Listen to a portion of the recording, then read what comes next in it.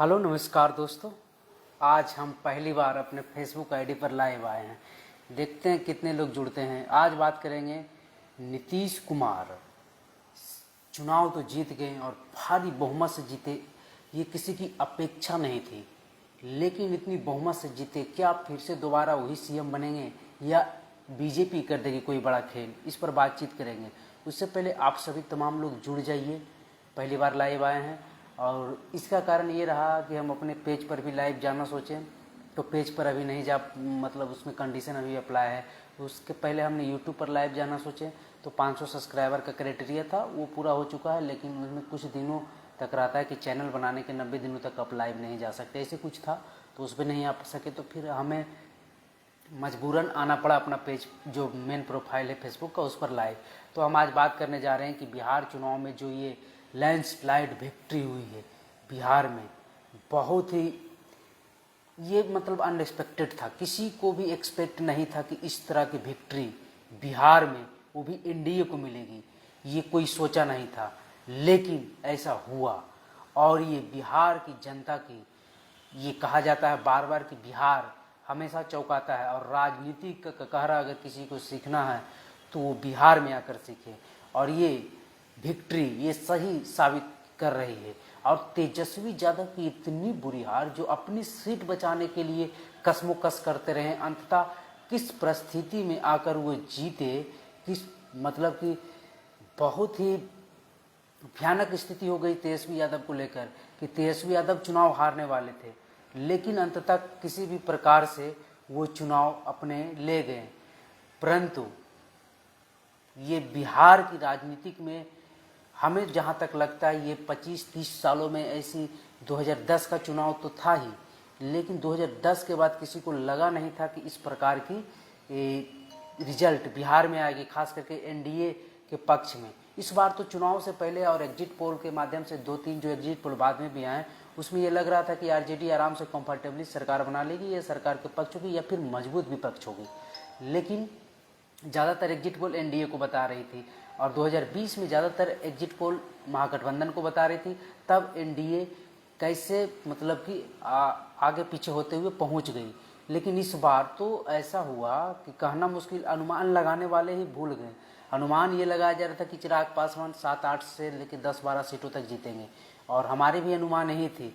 लेकिन ये बहुत ही मतलब अनएक्सपेक्टेड चुनाव था, इसको कोई बता नहीं सकता था। अच्छे से अच्छे विश्लेषक फेल हो गए और खास करके चिराग पासवान की पार्टी का जो उनके जो आया सीटें, कहा जा रहा था कि 10-12 हाईएस्ट उनका था, लेकिन वो 20-22 के करीब पहुंच गए। और ये चुनाव ये दर्शाता है कि एनडीए जो 5 दलों मिलकर बना है, अभी जेडीयू है, बीजेपी है, आरएलएम है, चिराग पासवान की एलजेपीआर है और जीतन राम मांझी की हम है, इन 5 पांडवों ने मिलकर बिहार में कोहराम मचा दिया है। वही तेजस्वी यादव के साथ भी बड़े बड़े योद्धा थे। तेजस्वी यादव खुद एक योद्धा थे। तेजस्वी यादव के साथ मुकेश सहनी थे, जो पहले से ही डिप्टी सीएम बनकर इतरा रहे थे, लेकिन मिला कुछ नहीं। उनकी क्या स्थिति रही मुकेश सहनी की, जो व्यक्ति न तो 2019 का चुनाव लोकसभा का जीता, न 2020 का चुनाव जीता और न 2025 में चुनाव लड़ा, जो 60 सीटें मांग रहा था, मिला, मान गए 25 सीटें पर, लेकिन अंततः मिला 15, लड़े 12 पर 3 तो इधर उधर हो गए और जीते 0। मुकेश सहनी के लिए सबसे भयावह स्थिति। बात करते हैं तेजस्वी यादव हारने की क्या कारण रहा। तेजस्वी यादव को इस प्रकार की हार उनको भी नहीं लग रहा होगा, और लालू यादव की मौजूदगी में क्या ये तेजस्वी यादव की सपना चकनाचूर करने वाली है? क्या अब आगे भविष्य में भी तेजस्वी यादव मुख्यमंत्री नहीं बन सकते हैं? और जो नीतीश कुमार इधर उधर पलटते थे, अब पलटने की भी संभावनाएं घट गई, क्योंकि बीजेपी की जिस प्रकार को बहुमत मिला, कहा जा रहा था कि नीतीश कुमार की सीटें बढ़ेगी, दिख रही है बढ़ रही है, लेकिन कहा जा रहा था कि बीजेपी से ज़्यादा सीटें नीतीश कुमार की होगी, लेकिन ऐसा हुआ नहीं। बीजेपी का स्ट्राइक रेट लगभग 90+ रहा, 90%। और ये बीजेपी 2010 से भी बेटर परफॉर्मेंस करते दिख रही है। 2010 में तो अधिक सीटों पर लड़कर ही 91 सीटें जीती थी, लेकिन इस बार जो है 101 सीटों पर लड़कर 90, 91, 92 अभी जा ही रहा है। अभी काउंटिंग कुछ सीटों पर बचा हुआ है, तो ये मान लेते हैं 90+ बीजेपी का है और जेडीयू का 80+ है। आरएलएम 4 सीटों पर बढ़त बनाए हुए है। जीतन राम मांझी की पार्टी 4-5 पर डगमगा रही है। चिराग पासवान 20-22 पर अटक रहे हैं। तेजस्वी यादव की स्थिति ये रही कि वो अब तो बिहार में नेता प्रतिपक्ष बनने लायक कैसे कैसे बच गए। वो तो चुनाव भी हारने वाले थे। उनके हारने का कारण ये रहा, लोग बड़ी बीच में बड़ाई कर रहे थे। हालांकि सच्चाई जो बोलता है और जो सच्चाई सुनता है आगे आगे जाता है। तेजस्वी यादव की कमी ये रही कि उनको सच्चाई बताने वाला कोई नहीं था।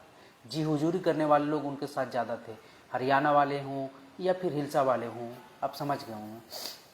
बात रही तेजस्वी यादव की हारने की, तो सबसे बड़ा कारण ये रहा कि तेजस्वी यादव ने सीट बंटवारे को लेकर अपने गठबंधन दलों से जिस प्रकार की तालमेल की कमी दिखी, वो पहला कारण रहा।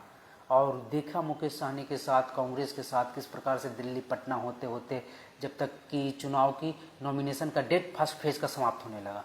दूसरी रही कि तेजस्वी यादव और नीतीश कुमार में अंतर ये रहा कि जब बारिश हो रहा था बिहार में चुनाव प्रचार के दौरान, नीतीश कुमार गाड़ी से निकल गए, वही तेजस्वी यादव मोबाइल से मैसेज भेज रहे थे युवा होने के चलते। तो लोगों में लगा कि जो नीतीश कुमार को लेकर अफवाहें उड़ रही है कि ये तो बीमार है, ये चुनाव प्रचार नहीं कर सकते हैं, वो गाड़ी से निकल कर चुनाव प्रचार कर रहे हैं। जो अपने आप को युवा घोषित कर रहे हैं वो बारिश के डर से घर से ही मैसेज भेज रहे हैं।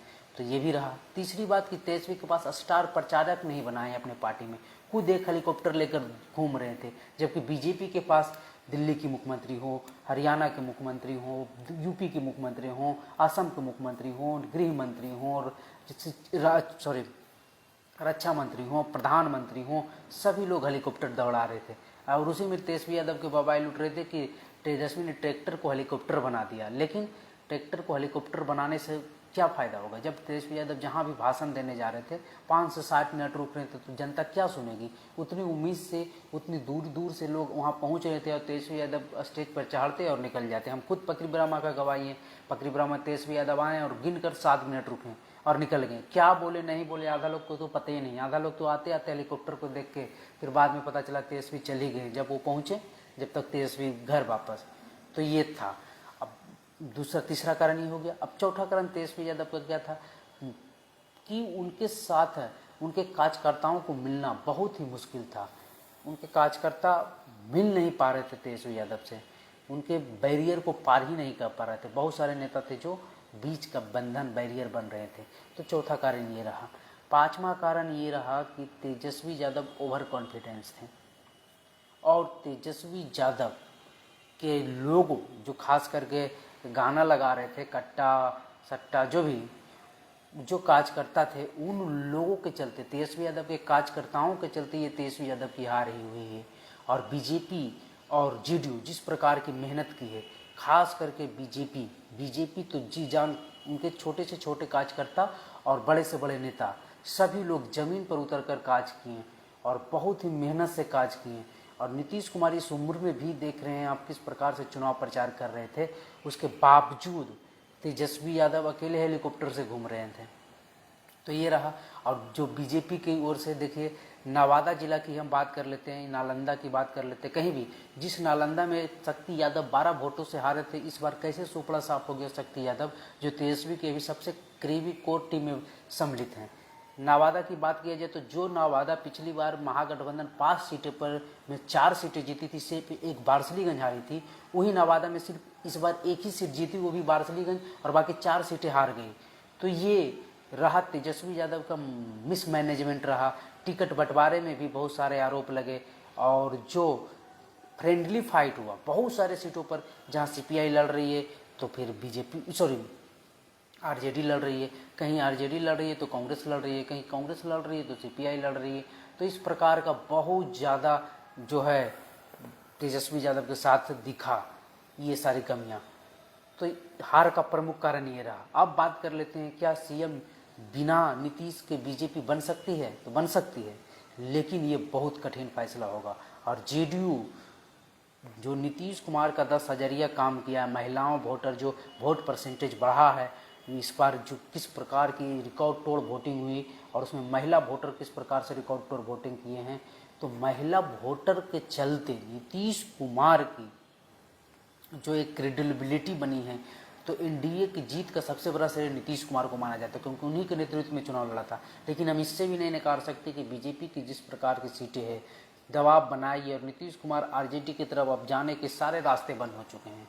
पहली बात कि अगर आरजेडी की तरफ चल भी जाते हैं तो सरकार नहीं बना पाएंगे, क्योंकि बीजेपी 91 अगर जीती, चिराग पासवान 19 भी जीते तो हो जाता है 110।